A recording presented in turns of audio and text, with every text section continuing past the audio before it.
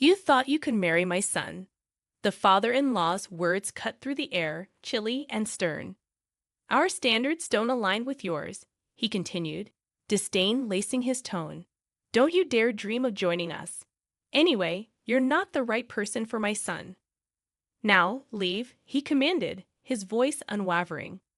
That's how coldly my father-in-law spoke to me. And my mother-in-law chimed in as well.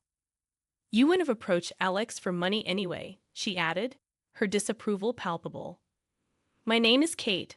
I'm 34 years old, and I work for a company.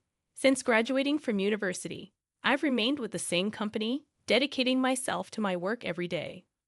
Some of my coworkers left to start their own businesses, get married, or have children.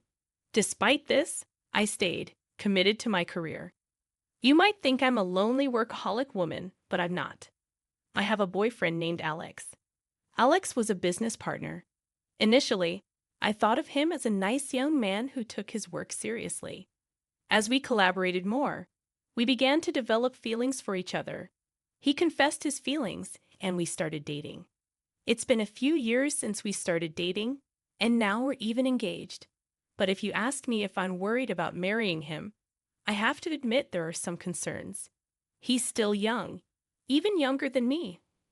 I wonder if he'll be okay with me being older. Though he says age doesn't matter, I can't shake off my worries. His father is a business owner, and Alex works for his father's company. This means that in the future, Alex will take over the company and become its president. I fear his parents will oppose our marriage. I've been feeling uneasy about it for a long time. Of course, I was happy when he asked me to marry him, but I wonder if we can really tie the knot. However, Alex doesn't seem to mind at all. His optimism is one of the things I find attractive about him. He's already met my parents, and we often have nice dinners together. My parents have agreed that we are getting married, and they like Alex very much. Finally, the day came to meet Alex's parents. For weeks, I had been nervous about the visit. Their house was spectacular, as expected for the president of the company. It was a grand mansion that made me feel like I was in a royal palace or something. Instantly, I began to wonder if my clothes were appropriate for the occasion. I had prepared some fine clothes, but I wasn't sure if they were good enough. I come from a modest family, and it would be a world of difference compared to Alex's house.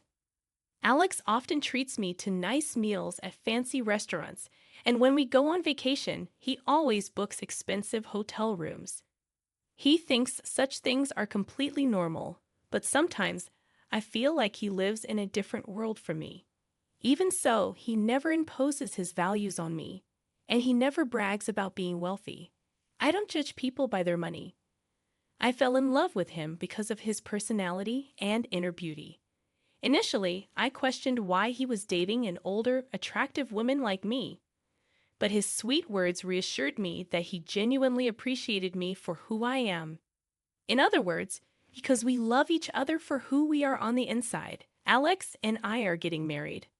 I believe I've met a truly wonderful man, so I want his parents to approve of our union. Don't worry, babe. I've already told my parents about you. He tried to encourage me. Then the front door opened, and his mother welcomed us. Welcome, you must be Kate. Yes, I'm Kate. Nice to meet you. I replied as his mother gave me a quick nod and ushered us in. Inside, there was a vast living room, and Alex's father was waiting for us, seated on a luxurious, fluffy sofa. I suddenly felt nervous all at once. Of course, I was nervous when I met his mother, but his father was even more intimidating, as one would expect from the president of a company. It is a pleasure to finally meet you. My name is Kate. Thank you for inviting us today. I managed to say, my voice slightly trembling. Alex looked at me and smiled. Don't be so nervous. But his parents weren't smiling at all. Instead, they stared at me with icy eyes, sending a shiver down my spine. Please sit down, his father instructed, gesturing to the sofa. It felt like a job interview. Well, no, excuse me, his father interjected the moment I sat down. His mother followed suit. Hey, Mom, Dad, what are you guys doing? What do you mean no? It's rude to say such a thing. Alex was upset and tried to defend me, but his parents didn't seem to listen. "How old are you anyway? You look pretty old to me," his mother remarked. "I'm 34, I replied, feeling a knot form in my stomach. "I'm only 6 years older than Alex." "How can we accept Alex marrying an older woman like you?" she continued. "Besides, it's already too late for you to have children, isn't it? We need someone who can give us grandchildren. And for me, it has to be a young woman, at least younger than Alex," his mother added, her words cutting through me like a knife. I knew they would bring up my age. "And you're still single at your age. I can't help but think you have some kind of problem. Maybe you're too difficult or have a bad personality, something like that," his mother concluded, her tone harsh and judgmental. "Mom, what are you talking about? Kate is a wonderful person with a great personality," Alex interjected, trying to diffuse the tension. "But then why hasn't she married before?" His mother's sharp question exploded into the room. "Excuse me," I responded, feeling the weight of their scrutiny. "I know I'm a little older to be married, but I love my job, and I wanted to work harder. I've always prioritized my career over marriage. That's why I didn't get married until I reached this age. It wasn't until I met Alex that I realized I wanted to get married." I tried my best to explain, feeling the pressure mounting from his parents. But their attitudes remained unchanged. "Wouldn't working harder be more beneficial? It's not like the company you work for is a big one. Even if you work hard and get promoted, you don't get paid much, do you?" his father questioned, his tone dismissive. "I think you should focus more on making yourself more attractive as a woman. You know, it would be nice if you got." His mother paused, searching for words. "Yes, even at your age, you can still look a little better. Maybe some plastic surgery would help," she suggested, her words cutting through the air. "Honey, that's too straightforward," his father chided. But they both laughed, seemingly amused by their own remarks. It was the first time I saw them laugh, but it was at our expense. I was shocked and angry, unsure of how to respond. "You thought you could marry my son. Your standards don't match ours. Don't you dare dream of joining us. Anyway, the point is, you were not the right person for my son. Now, leave." His father's words were cold and cutting. That's how coldly my father-in-law spoke to me, and my mother-in-law got in on the act too. I recounted, feeling a surge of frustration. "You would have approached Alex for money anyway. I don't know how you fooled my son, but you can't fool us too." "That's enough," his mother added, her tone accusatory. "You guys can say whatever the hell you want, but it's my life. I'm gonna decide who I'm marrying." Alex attempted to defend me, but I stopped him, placing a hand on his arm. "I see. I understand how you feel, but it's quite impolite of you to say such horrible things to me," I said, trying to maintain composure despite the hurtful words. "Despite the fact that we just met, I don't care if you were richer or not. It's not important to me. But if I were to become rich, I definitely do not want to be like you," I asserted, standing up abruptly.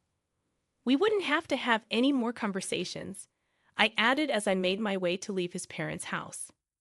"You've got to be kidding me. Don't you dare insult us, you beggar. We will never allow you to marry my son." "I don't want to be related to people like you anyway," his father retorted angrily as I walked out. "You're such a disgraceful person. I'd like to see the face of the parents who've raised a woman like you," he continued, his words stinging with disdain. Ignoring his father's tirade, I left the house in frustration, leaving my parents behind. Their attitude was just too much to bear. Outside, Alex came running up to me in a panic. "Kate, I'm sorry. I never thought my parents would say something like that. I mean, it was a horrible thing to say, but maybe it's a good thing. It would have been a lot more pressured if we got married in that situation. Anyway, I'm leaving them. I'm not taking over Dad's company. I'm quitting that company too." "You shouldn't make such a decision in a rush," I cautioned, feeling conflicted. "I'm not. I really do love you, Kate. We didn't get together for money, so there should be no problem if I leave the house," he reassured me earnestly. "Well, that's true, but," I began, uncertain. Let's go to your parents' house and tell them about this, he interrupted, taking my hand and leading me away. My parents were surprised at our sudden visit, but welcomed us warmly. Over tea, we recounted what had happened. My father listened without saying a word until Alex mentioned his father's company. Alex, your father's company is called Space Sea, right? And your father's name is Patrick Smith? Yes, but why? Alex replied, puzzled. That's what I thought. I see. Why don't we go with you to your parents' house now? My father suggested cryptically. Dad, what's going on? I asked, bewildered. Because they said they wanted to see her face, right? Let's go show a face then, shall we? My father declared, surprising me with his resolve. My father wasn't the type to provoke or anything like that, so I was taken aback, but he seemed determined, leaving us no choice. We ended up going to his parents' house again, this time with my father leading the way. When Alex's father answered the door, not his mother, the tension was palpable.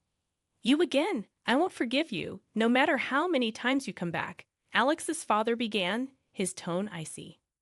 Whose daughter do you think you were talking to, Patrick? My father interjected, his voice calm but firm. It took Alex's father a few seconds to finally recognize something, and the atmosphere shifted as realization dawned upon him. Mr. Anderson, is that you? You finally remembered your daughter. That means her father is you, my father declared as he confronted Alex's father. That's right. She's my only daughter. We had her later in our marriage, Alex's father admitted. How dare you insult my precious daughter? Have you forgotten what I told you back then for 3 years? No, you see. When you were arrested for smoking, drinking, and even caught shoplifting, I covered for you and gave you a chance to become a better person, didn't I? I did all that I could so that you could get a decent job. Didn't I teach you that no one can live alone and we all support each other? And yet, as soon as your company is successful, you forget all that, haven't you? My father continued, his voice filled with disappointment and frustration. I apologize for that, Alex's father said, bowing his head to me, acknowledging his wrongdoing. Alex's father seemed to be fragile now, a complete change from what he was before. If you're going to be the president of a company, you need to treat people with compassion. You think you're better than others because you're successful, aren't you? Aren't you looking down on people when you shouldn't? My father admonished, trying to impart some wisdom. Just when I thought you'd finally come to your senses, you're back to your old self. You're a real pain in the ass. You know that, Patrick. My father scolded, his frustration evident. Honey, you should apologize to her as well. Alex's mother interjected, bowing her head to me as well. I felt relieved that Alex's parents apologized to me, though the tension in the room was still palpable. I'm leaving this house, and I'm leaving the company too, Alex announced suddenly, causing panic among his parents. Wait a minute, if you leave, who's going to take over your father's role? You're the only one we have left, his father protested. I'm sick of you controlling me over everything. I'm going to start my own company and see how far I can go on my own. And I'll marry Kate as I promised.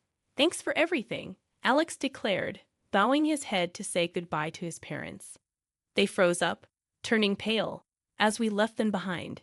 It was then that I learned Alex's father was one of my father's students during high school. After Alex quit his job and started his own business, I continued working, supporting him as he pursued his entrepreneurial dreams.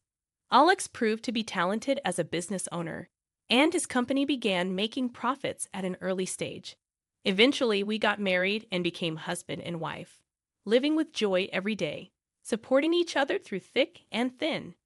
As for my father-in-law, he faced consequences for his behavior, as some of his subordinates sued him for power harassment. His dismissal from his position as president taught us the importance of humility and compassion, no matter how successful one becomes. I have my father as a role model, and I cherish everything he taught me, striving to live my life with dignity and gratitude.